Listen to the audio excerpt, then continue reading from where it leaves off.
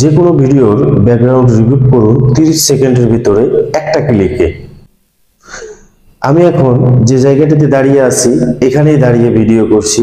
আপনারা দেখতে পাচ্ছেন আমার পিছনের ব্যাকগ্রাউন্ডটি একটি স্টুডিওর আকারে ধারণ করেছে বা স্টুডিওর মতন দেখা যাচ্ছে।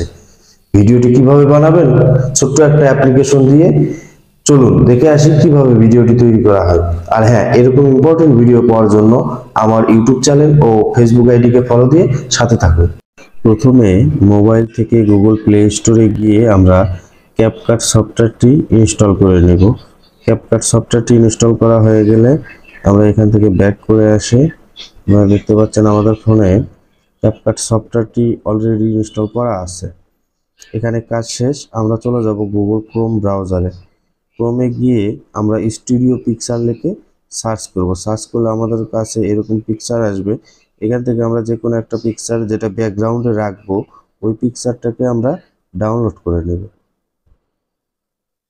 ডাউনলোড হয়ে গেলে আমাদের এখানে কাজ শেষ। এখান থেকে ব্যাক করে এসে আমরা ক্যাপকাট সফটওয়্যারটি ওপেন করব। ক্যাপকাট সফটওয়্যারটি ওপেন হলে প্রথমে নিউ প্রজেক্টে ক্লিক করে আমরা নিউ প্রজেক্টে ক্লিক করব। নিউ প্রজেক্টে ক্লিক করে ফটোজে ক্লিক করে যে ছবিটি ডাউনলোড করেছি ওই ছবিটাকে অ্যাড করে দেব। দেওয়ার পরে আমরা আমাদের ভিডিওর যে রেশিওটাকে সিলেক্ট করে নেব। রেশিওটাকে সিলেক্ট করে নিয়ে ছবিটাকে আমরা অ্যাডজাস্ট করে নেব। ছবিটাকে অ্যাডজাস্ট করে নিয়ে গেলে এটার কাজ শেষ।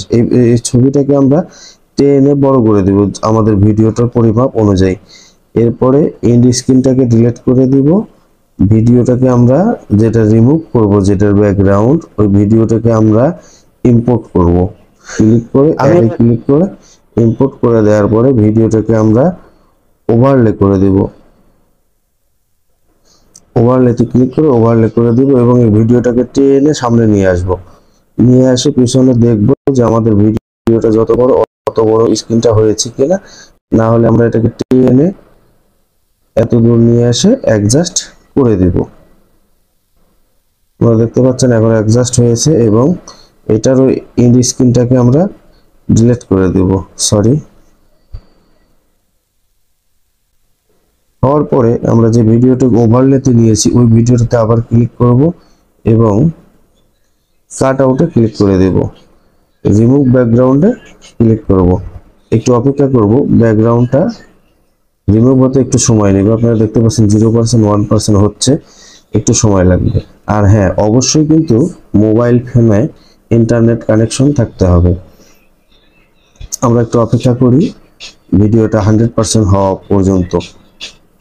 আপনারা দেখতে পাচ্ছেন আমার ভিডিওটি 100% ব্যাকগ্রাউন্ড রিমুভ হয়েছে। হওয়ার পরে এখন কাজ হচ্ছে এই ভিডিওটিকে আমরা অ্যাডজাস্ট করে ভিডিওটাকে সিলেক্ট করে দিয়ে ভিডিওটাকে আমরা টেনে বড় এবং ছোট করে যেভাবে হোক অ্যাডজাস্ট করে বসায় নিতে পারবো। এই যে দেখুন আমি এখানে বসায় নিলাম। এরপরে দেখতে পাচ্ছেন এই যে প্লে করলে আপনারা দেখতে পারবেন। আমি এখন যে জাস্ট এইটুকু হয়ে গেলে ভিডিওটাকে সেভ করার জন্য উপরের এই যে তীর মার্ক করা চিহ্নটাতে ক্লিক করে এক্সপোর্ট করে দিবেন ভিডিওটি এখন গ্যালারিতে সেভ হচ্ছে। ভিডিওটি দেখার জন্য অসংখ্য ধন্যবাদ।